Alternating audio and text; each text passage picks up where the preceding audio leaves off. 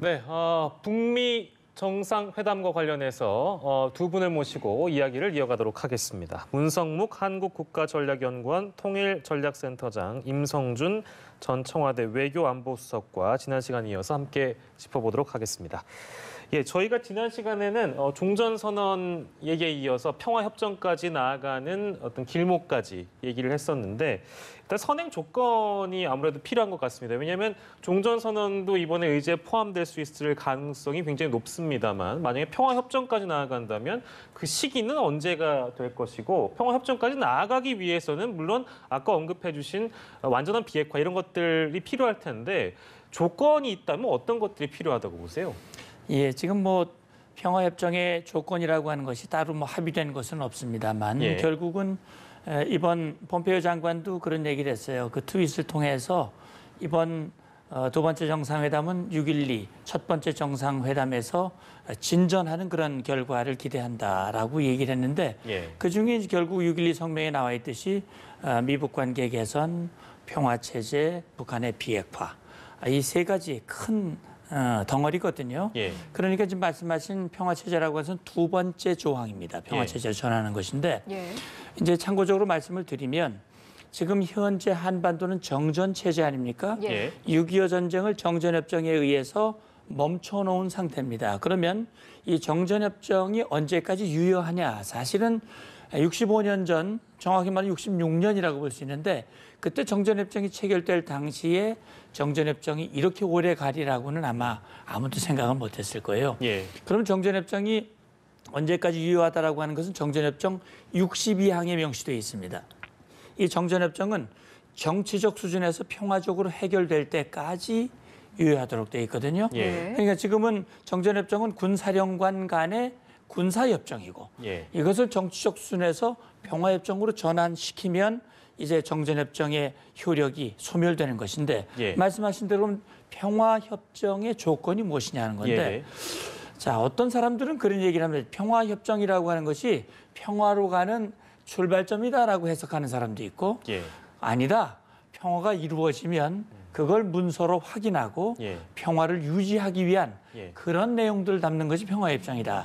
지금 현재의 개념은 후자 쪽에 그러니까 지금 결국은 북한 핵 문제가 제대로 해결되고 다시 말하면 검증 가능한 비핵화가 이루어지고 저는 거기에다가 포함해서 과거 이 9.19 육자회담 합의에 보면 9.19 공동성명에 보면 북한은 NPT 체제, 국제 비핵화 체제에 복귀하고 그다음에 IAEA 국제 원자력 기구의 공식적인 사찰을 받고 이런 상태로 들어가야 사실은 북한의 비핵화가 이루어진 거라고 봐야 되거든요.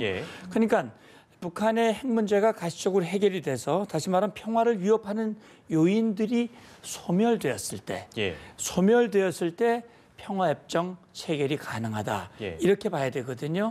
그러니까 결국은 북한 핵 문제가 완전히 해결되고 그 평화협정이 체결되고 동시에 미국과 북한 간에 공식적으로 수교, 베트남이나 중국이 미국과 수교했듯이 수교가 이루어지는 그 모든 것들이 거의 비슷한 시기에 이루어진다 이렇게 볼 수 있는 거죠.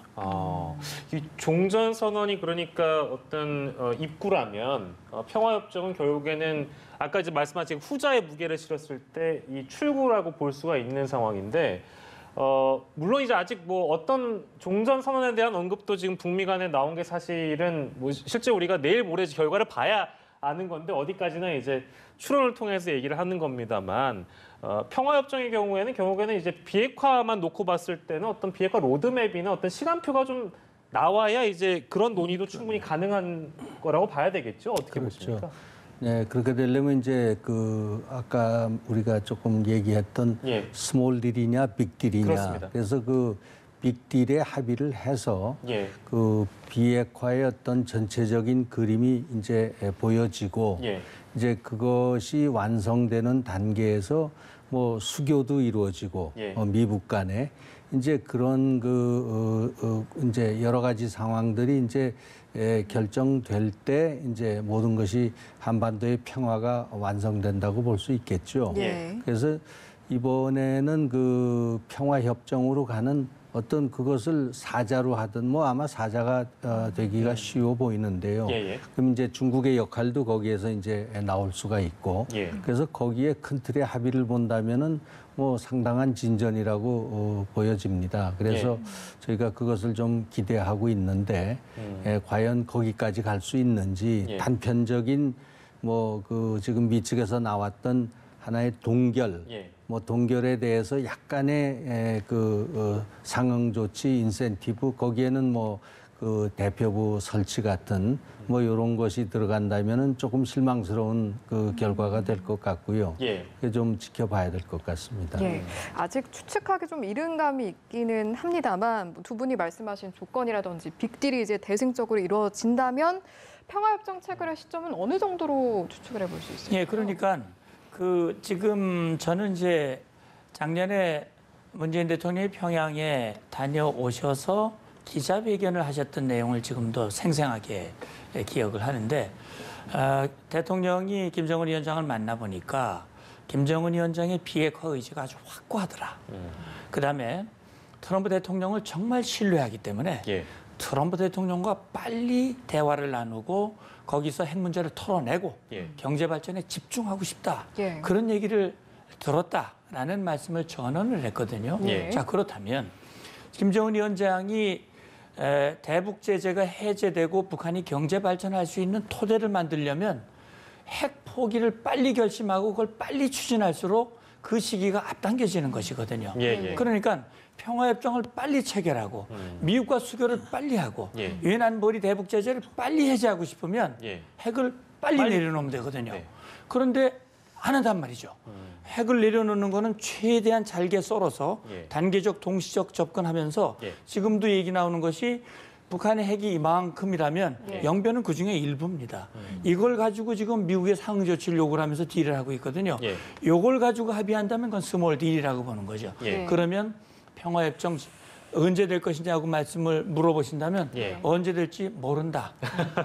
라고 답변할 수밖에 없는 그런 상황이 되는 것이죠. 역시 말씀 그대로 그러니까 비핵화 그 로드맵이나 어떤 이런 시간표들이 어떤 단계적이라면 미국의 상응 조치 또한 역시 단계적일 수밖에 없는 것이다. 그렇게 될 수밖에 없는. 그러니까 트럼프 대통령이 나는 서두르지 않는다. 누구에게 조급하게 재촉도 하지 않는다. 그러나 제재는 안 푼다. 제재는 확고하게 유지한다. 그러니 김정은 위원장 선택해라. 강력한 제재를 계속 받고 유지하기를 원하냐? 아니면 결단을 하고 제재가 해제되고 경제 강국의 길을 걷기를 원하느냐? 기회는 당신에게 주어져 있다. 그러니 당신 선택해라. 라고 하는 것을 애둘러서 얘기를 하고 있거든요. 이제 그런 부분을 우리가 주목해 봐야 될 것 같아요. 이야기가 나온 김에요. 결국에는 이제 평화 체제로 가는 길은 오늘 북미 회담 이제 일정이 시작이 됐는데 뭐 공식적인 일정은 아니지만 이제 김 위원장 그리고 트럼프 대통령 이제 내일 모레 일정을 소화하고 어느 정도 합의를 이끌어내느냐 그게 참 중요한 포인트가 될 것 같습니다. 가장 궁금한 부분은 결국에는 미국과 북한 어느 정도까지 비핵화의 합의를 보고 또 상응 조치 어느 정도까지 합의를 봤을까 이건데요. 어느 정도 수준으로 좀 합의가 됐을까요? 뭐 너무 어려운 질문을 저한테 주시는데 제일 중요한 질문이죠. 그 작년 뭐 한 7, 8개월 전이죠. 6.12 그 싱가포르 이제 북미 이 첫 번째 정상회담을 놓고서 뭐 기대감이 한껏 올라갔습니다. 이 CBID까지 합의가 되는 거 아니냐. 뭐 그런 그 좀 하나의 시사를 미 측에서도 했고, 그 이제 전문가들도 상당히 이거 거기까지 못 갈 텐데 자꾸 그런 것이 흘러나와서 뭐 어떤 그 세부 사항까지 전체적인 하나의 로드맵이 나오는 거 아니냐 했는데 정말 기초적이고 원칙적인 선언밖에 못하고 지나갔거든요. 거기에서도 실망스러웠던 것은 이 비핵화의 어떤 그 개념 정의도 합의를 못 본 겁니다. 당시에. 그러니까 한반도의 비핵화 이건 북한이 쭉 얘기해 오던 것이거든요. 한반도의 비핵화 뭔가 하면 핵은 지금 개발한 것은 북한뿐인데 한반도라는 거는 남쪽까지 포함하는 이제 그 전체적인 개념이고 그건 뭐냐 하면 북한이 요구하는 이제 그 핵 전력 자산을 한미 연합 훈련 때 가져오지 말아라. 뭐 이제 이런 것까지 포함이 되고 그다음에 이제 주한미군까지도 거기에 예. 다 포함이 되는 예. 그런 것으로 지금 둘이 뭉실하게 합의를 봤기 때문에 예. 그 이후에 세부 사항을 7개월 동안 전혀 합의를 이뤄내지 못했습니다. 예. 그래서 이번에 이제 결국 또 하나의 정상회담이라는 큰 이 기회를 만들어서 예. 세부 사항에 이제 합의를 봐야 되는데 예. 뭐 이번에 지금 그 뭐 양쪽에서 구체적인 지금 그 실무 협상 내용을 밝히지 않기 때문에 어디까지 갈 것이냐 하는 건 정말 추측을 할 수밖에 없지만 예.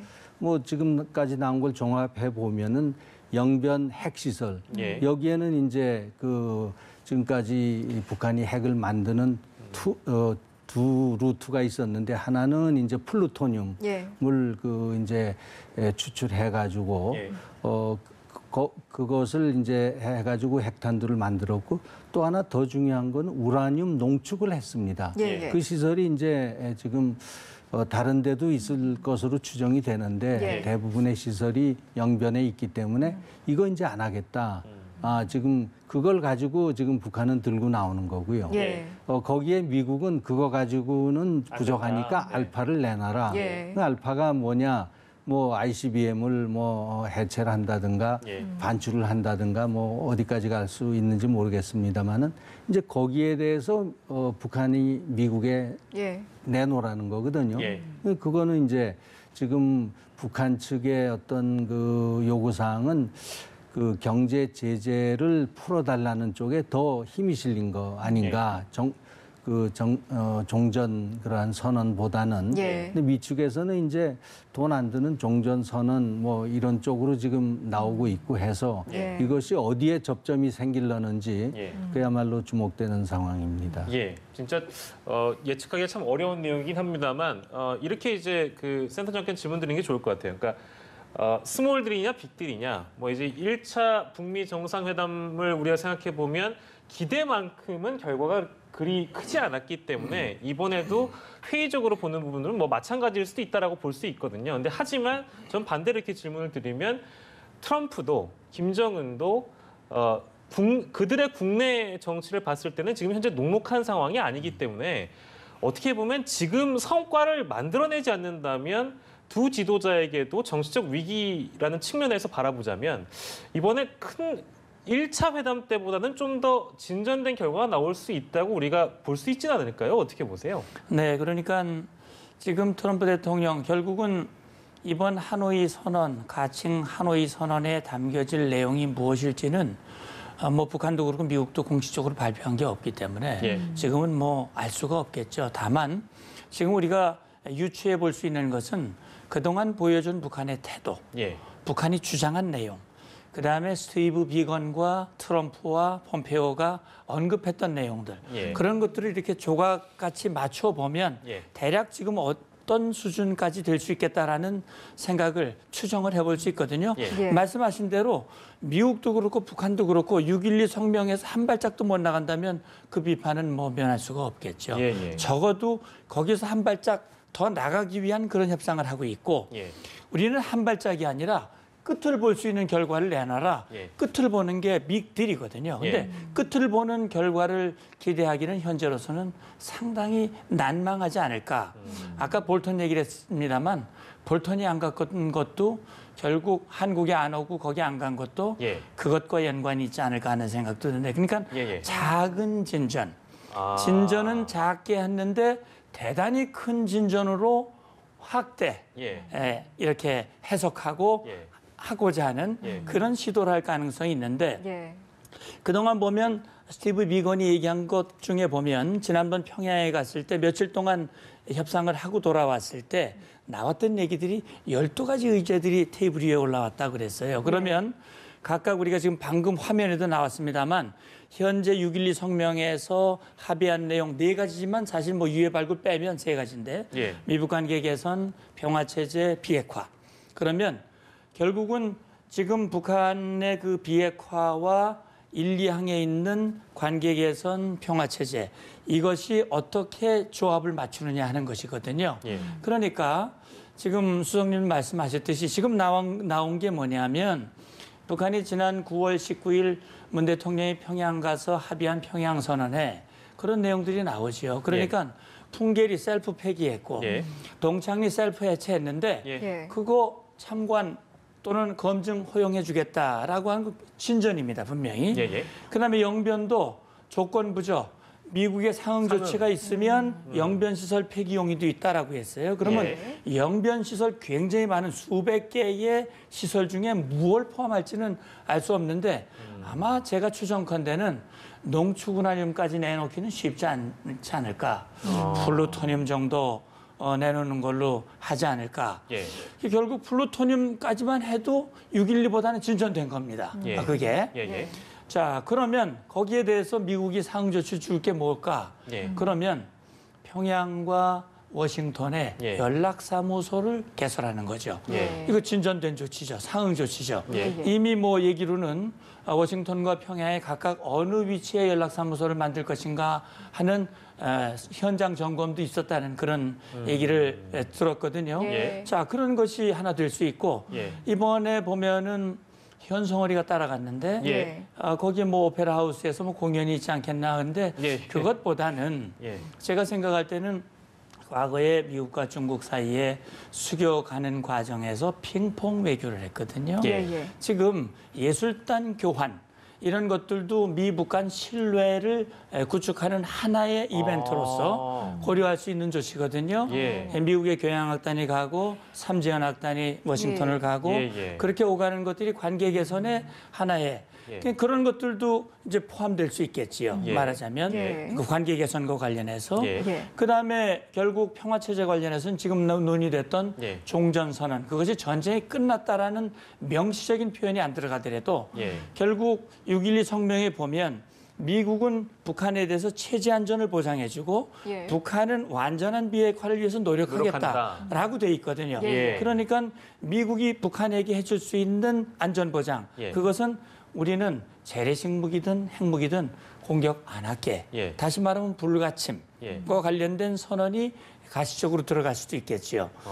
그것이 이제 6.12보다는 진전된, 다시 말하면 6.12 성명을 이행하기 위한 구체적 조치들이 작지만 하나하나 들어간다면 트럼프 대통령으로서는 뭐 북한이 핵실험 안 하고 미사일 발사 안 하는 것만 해도 대단한 성과가 역대 어떤 대통령도 이루지 못한 걸 내가 이뤘다 얘기하는데 지금 말씀드린 그런 것만 돼도 나는 대단한 성과를 가지고 좀 돌아왔어. 그거 비판하는 거는 그건 아주 잘못된 거야. 라고 막 이제 부각을 할 것이고 김정은 위원장도 뭐 세계 주목을 받고 몸값이 한층 올라갔거든요. 트럼프 대통령하고 2번을 저렇게 만났다는 것만 해도 김정은 위원장으로서는 대단한 이 반대급부를 얻은 것이다 이미. 그래서 이 회담을 3번째 회담으로 이끌어가고 거기에는 각각의 문제를 논의하기 위한 실무 그룹을 가동한다.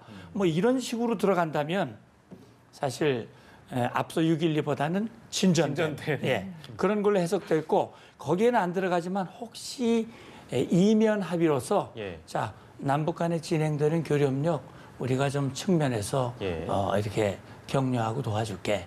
뭐 이런 정도가 들어가고 혹시 우리가 북한을 자극하는 정도의 연합훈련이나 전략자산 전개는 자제할게. 뭐 이런 식으로 뒤에서 해준다면 김정은으로서도 만족할 수 있고 뭐 트럼프도 돌아가서 선전할 수 있고 아마 그렇게 되지 않을까. 제가 말씀드린 것보다 훨씬 진전된 결과가 나오기를 정말 간절히 원하지만 실제는 현실적으로는 그렇게 될 가능성이 좀 많지 않을까 하는 생각이 듭니다.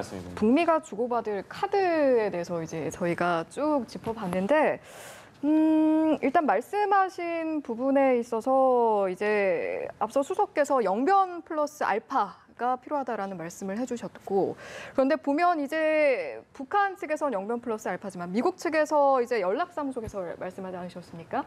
근데 이제 연락사무소 같은 경우에는 제네바 합의에서 또 이야기가 나왔던 부분이기 때문에 미국 측에서도 좀 플러스 알파가 필요하지 않은가라는 생각이 드는데 이제 센터장께서는 그것을 불가침 선언으로 좀 표현을 해주신 것 같고요. 수석께서는 이제 미국에서 내놓을 수 있는 카드 플러스 알파에 뭐가 포함될까요? 그 미국이 상응 조치에서 이제 좀 뭐 플러스 알파로 해줄 수 있는 부분은 그 제재의 일부 이제 해제인데요. 그것을 어떤 형식으로 하는가는 그 쉽지가 않습니다. 이미 이게 유엔에서 안보리 그 5개국 상임이사국들이 이제 합의를 해서 이제 그 유엔 전 회원국들의 이제 동의를 얻어서 제재가 이루어졌기 때문에 그것을 푼다는 것은 그 기술적으로도 상당히 쉽지 않고 그 유엔의 그 상당한 논의를 거쳐야 이제 될 것이고 또 미국의 지금 그 독자 지금 그 제재가 있지 않습니까? 이건 이미 법안으로 또 이제 이렇게 돼 있기 때문에 그래서 지금 북한 쪽에서는 바라는 바가 이제 그쪽입니다. 그러니까 김정은 위원장이 신년사에서 하여튼 그 뭐 그러한 상응 조치가 있으면은 개성공단을 가동시킬 수도 있고 또 금강산 관광을 이제 재개할 수도 있겠다라는 그런 이제 그 발언을 했거든요.